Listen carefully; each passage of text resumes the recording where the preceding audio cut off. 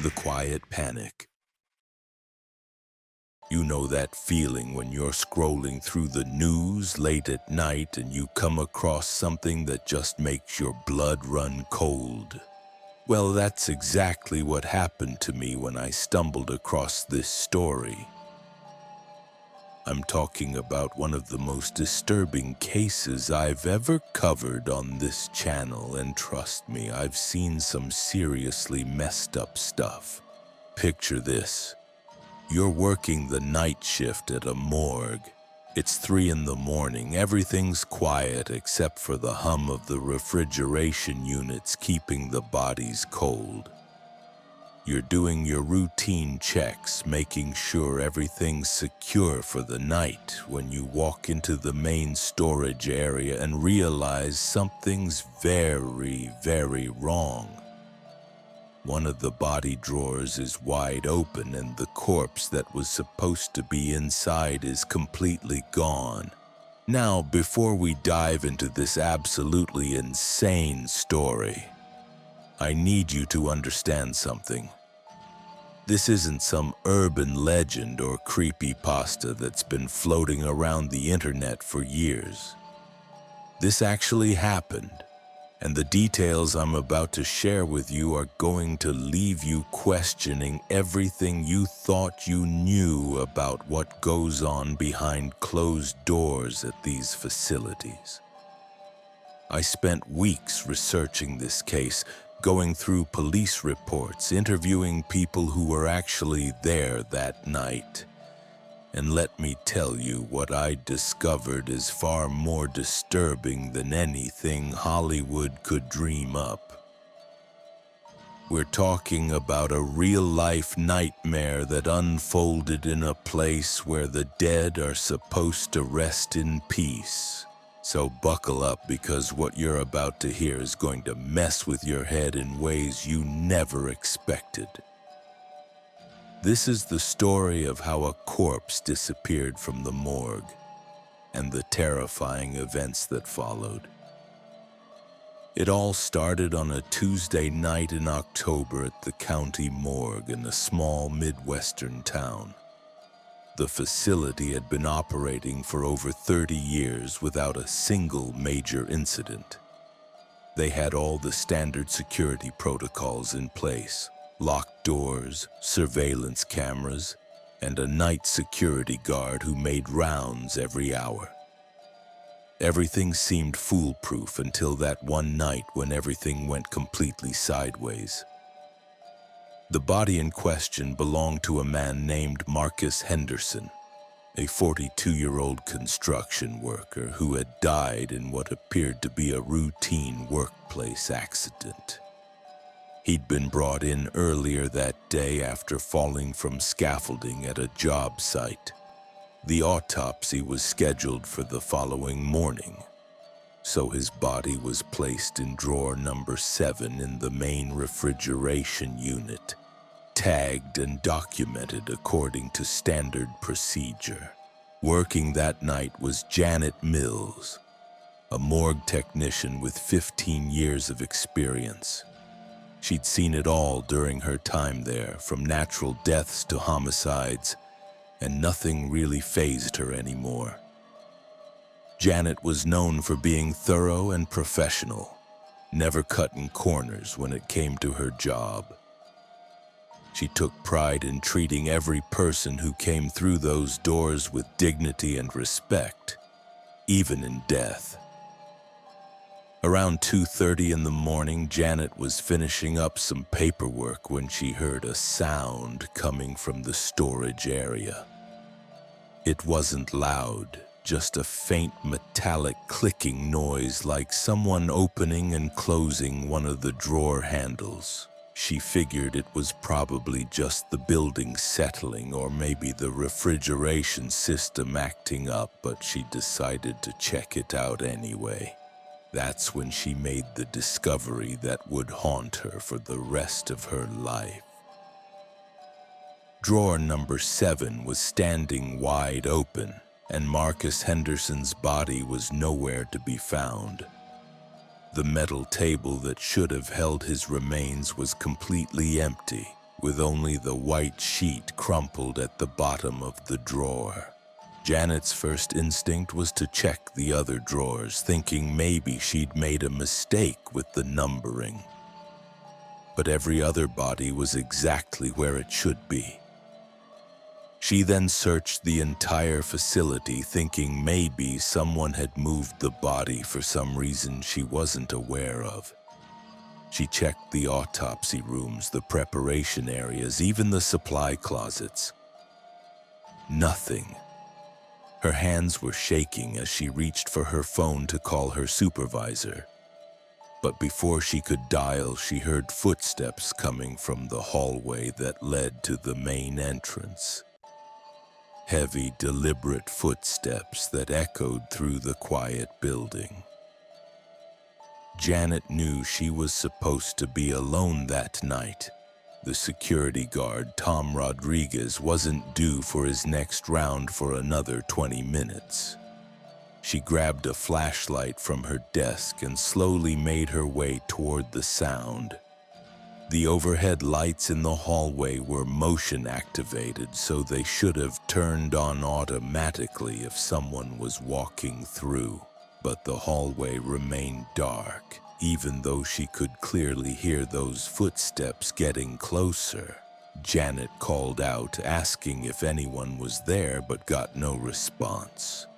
The footsteps stopped abruptly, leaving the building in complete silence again.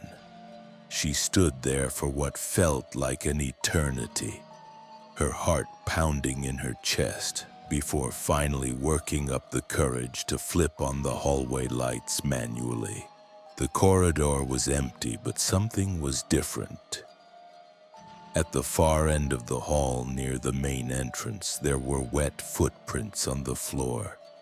Not just any footprints, but bare human footprints that seemed to lead from the entrance all the way back toward the storage area where she'd discovered the missing body.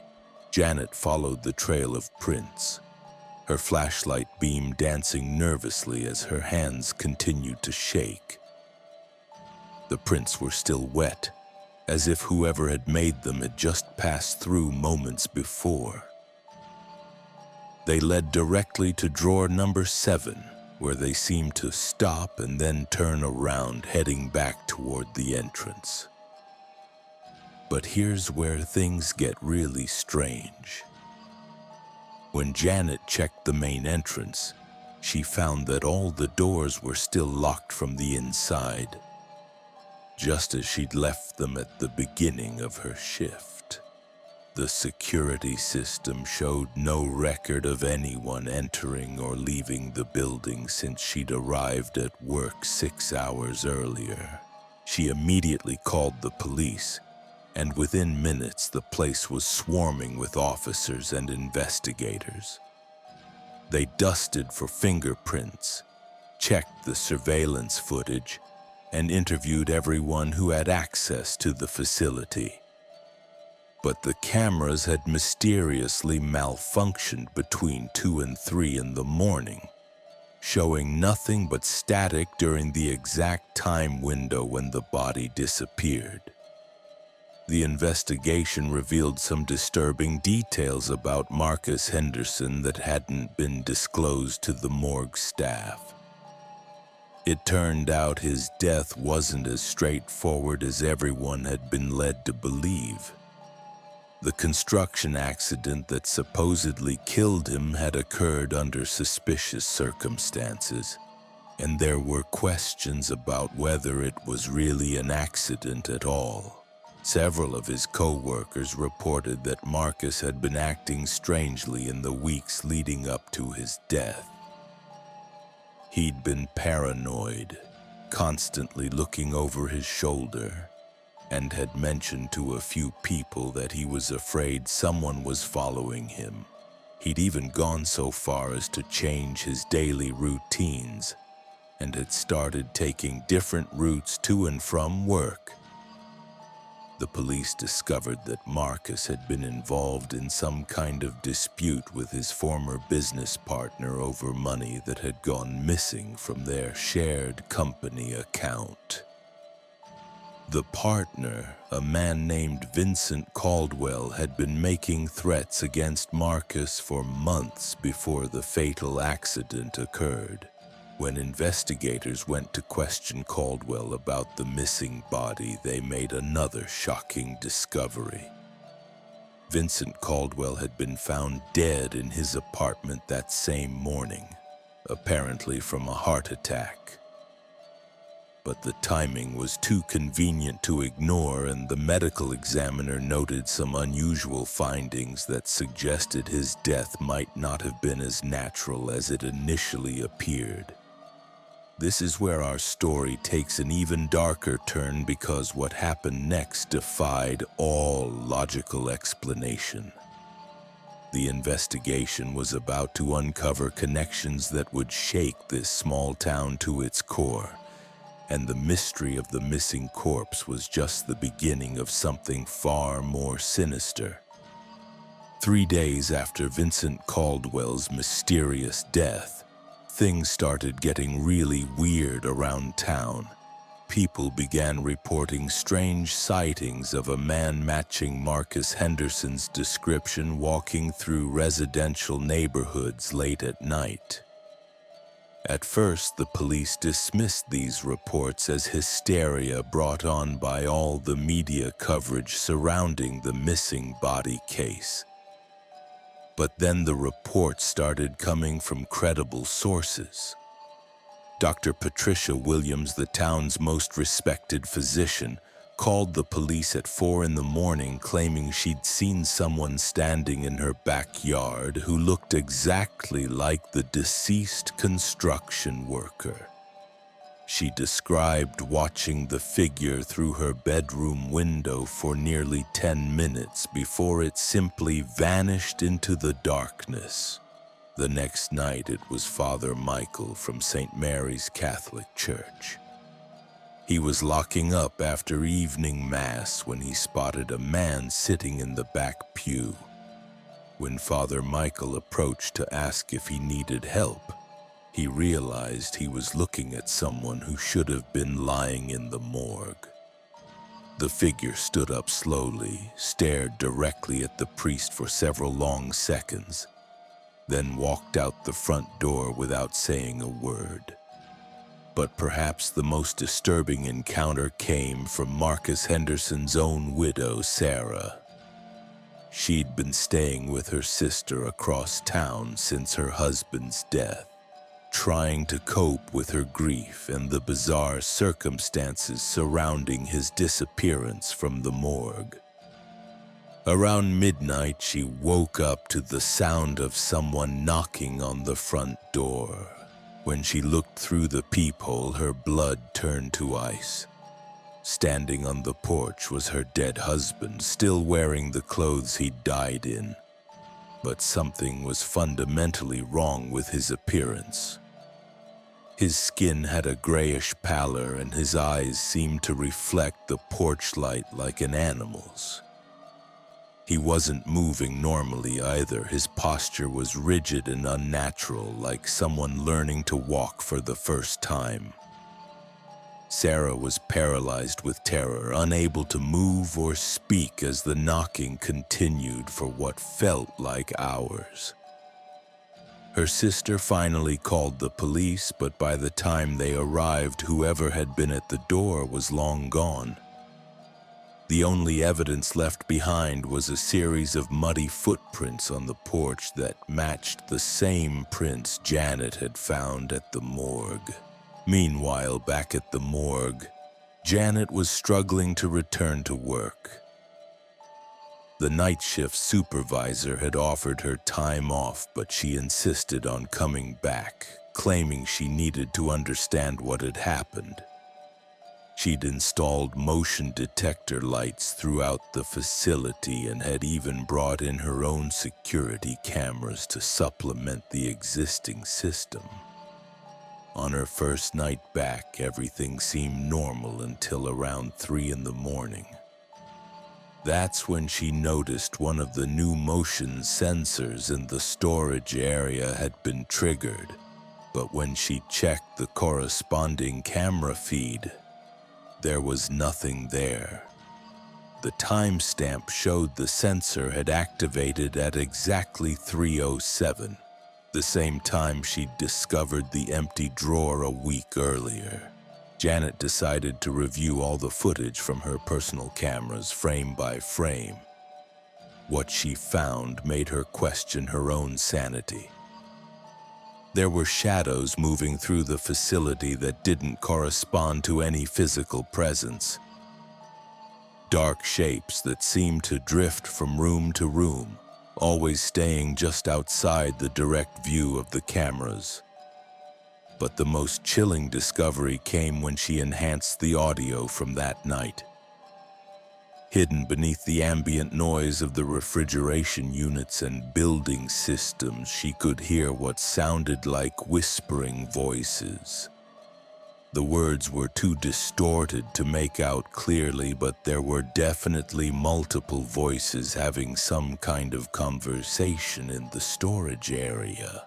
The police investigation had stalled completely.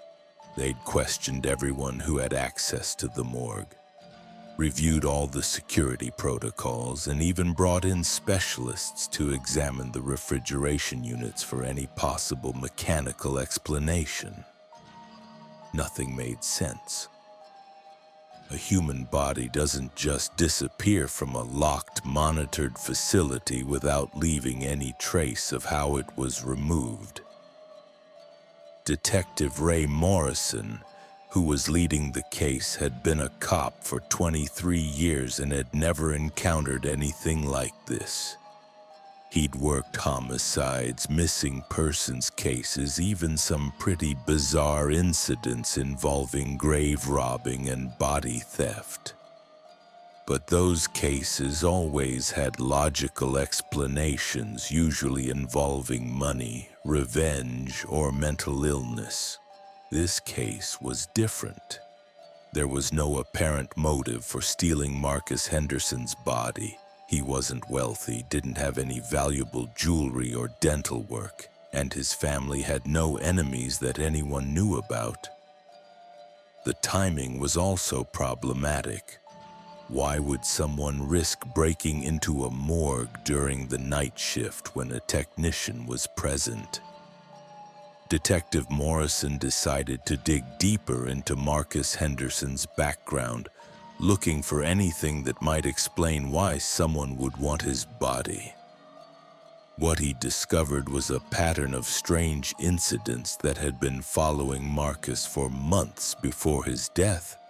There had been multiple reports of someone breaking into Marcus's house, but nothing was ever stolen.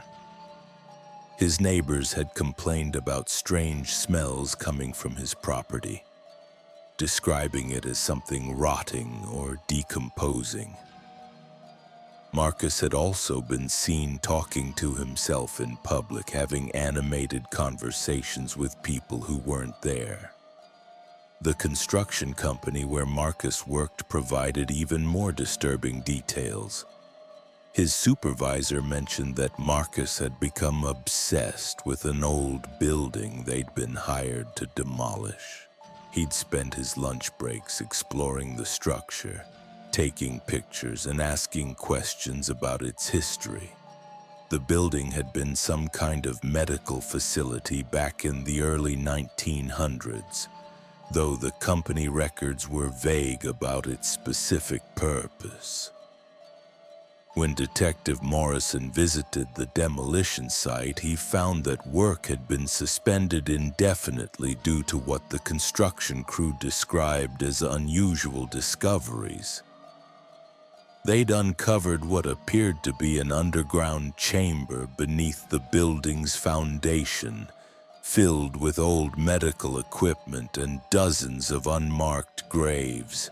The county coroner was called in to examine the remains, and what they found was deeply troubling. Many of the bodies showed signs of unusual medical procedures, surgical incisions that didn't match any known medical practices from that time period. Some of the remains appeared to have been subjected to experimental treatments, or procedures that would have been considered barbaric even by early 20th century standards.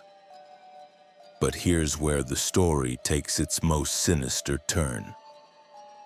Among the personal effects found in the underground chamber was a leather-bound journal that detailed experiments conducted on both living and dead subjects.